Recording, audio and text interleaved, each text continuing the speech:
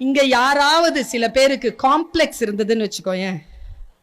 நான் காம்ப்ளெக்ஸ்னா தாழ்வு மனப்பான்மைன்னு வச்சுக்கோயேன்.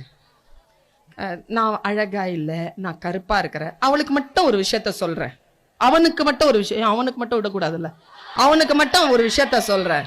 ஆங்கிலம் என்பது அறிவல்ல மொழி, சிவப்பு என்பது அழகல்ல நிறம். இவ்வளவுதான். ஆங்கிலம் என்பது அறிவல்ல, அது மொழி. சிகப்பு என்பது அழகல்ல, நிறம். இத முதல்ல புரிஞ்சுக்கோ. கந்தக பூமியில் வெப்பதேசத்தில் உழைப்பாளர்களுக்கு பிறந்த நாம் கருப்பாகத்தான் இருப்போம். கருப்பு என்பது நம் சுயமரியாதை, கருப்பு என்பது நம் தேசத்தின் அடையாளம், கருப்பு என்பது கலகத்தின் குரல், கருப்பு என்பது ஆரோக்கியத்தினுடைய முகவரி.